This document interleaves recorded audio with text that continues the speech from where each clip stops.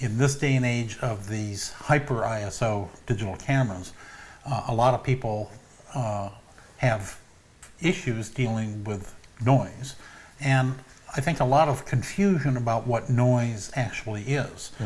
As you know, the noise signature of a sensor is kind of set regardless of the ISO. As you increase the amplification by increasing the ISO, then obviously you increase the perceivability or the obviousness of the noise. But what I wanted to do is to show what individual noise looks like and what types of noise that you have to deal with. The typical noise is what's called the shot noise, and it's a pseudo-random noise. It's pseudo, it's not 100% random, but it's mainly random, so they call it pseudo-random. What it is really the flux in light.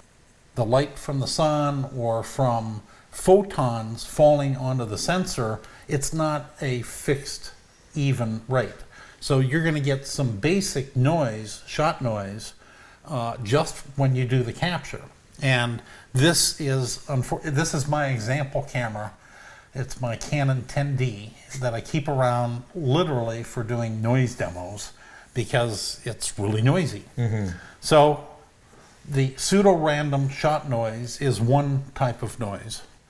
Another type of noise is read noise. And if you do a shot with no light coming into the lens and you look at it, and this has been exaggerated to be able to see the noise, the system itself, the sensor, the electronics, the analog to digital conversion, all contribute and put in a base level of noise. This is like the hiss that you hear when your radio isn't tuned to a station. It's just the background of the electronics. Yes. Yeah. Okay. The next kind of noise, and this can be a problem, is this is actually thermal noise. And if you do a really long exposure, the sensor itself, you can see in the lower right-hand corner, the sensor itself heats up and it changes. And you can also see another kind of noise here is a pattern noise. Yeah, banding. And that is the signature of the sensor, and it's a pattern noise. And this is an example of what ends up happening when you take a severely underexposed image and increase the shadows. You can see that the noise really just blossoms. And then let me just show you here. This is 12,800 ISO off of a digital Rebel. Isn't it incredible? I used to think that ISO 400 was fast. It was. Yeah. So let's go ahead and look at this.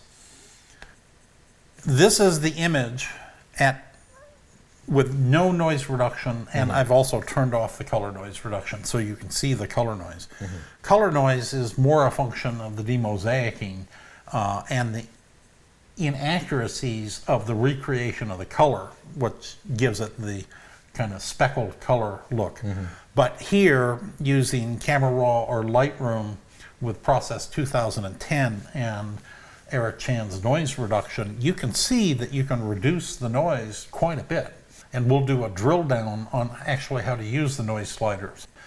The other way you can actually avoid the increase in noise is a little thing that you've written about called ETTR. Exposed to the right. Yeah. And that's not overexposed, it's correctly exposed. Well, unfortunately, a lot of people have misinterpreted it as meaning overexposed. No, don't go over, but bias the histogram towards the right. And that goes back to the little joke I made a minute ago about if you can't lower the noise, raise the signal. Because what you want to do is you want to have the maximum amount of signal in relation to the noise. So if you have this much noise and this much signal, then obviously it's going to look not too terrific. But if you have that much signal to that much noise, the ratio is greater, and therefore you have a clean image. And the bottom line really is more photons, more better. Photons is good. Yes. So, by the way, I just want to say something here. I like the shot with the color noise. It looks like an autochrome from 1910. which used some kind of starch particles, wasn't it? Yeah. Something like that, yeah. I remember reading about, not that I was there, mind you, but... well, maybe I'll need to do a print without any noise reduction. Yeah, I think it's kind of cool. Make it look painterly. I know that you did that one image that you cropped way shot I took in Madagascar. Just an interesting aside, because it shows you that sometimes you end up with something really terrific unintentionally. I was photographing some kids playing in deep shade under some bushes. And I had, even though it was daylight, I had my camera cranked up to ISO 1600. And at the time, that was the maximum that the camera I could use had. And then I turned around, and I had 50mm lens on. And I turned around, and way off in the distance, I saw this incredible scene of some women with baskets on their heads walking through this lane of mangroves. And so I just whipped around, and I took the shot.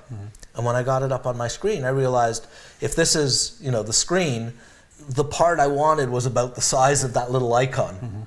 And so I just blew it up and blew it up. And it got grainier and grainier. I just kept going and going. It's like that scene from Blade Runner, where Harrison Ford blows up the image, and because it's future technology, it just doesn't get grainier, it just gets bigger. Well, it's kind of like the CSI filter. Make that license plate appear out of nothing. But in this case, I took this tiny little segment, and it turned out to be gorgeous. It looked like, and I hate this analogy, but it did look like a painting. And I had it in a gallery show, and people would say, wow, what a lovely image. How did you do that? And I said, well, it's about an area the size of a fraction of my fingernail from a full frame. So sometimes not good is good. Well, sometimes you can break the rules if you know what the rules are to start with. Yeah, so sorry for the long digression. Yeah, that's right.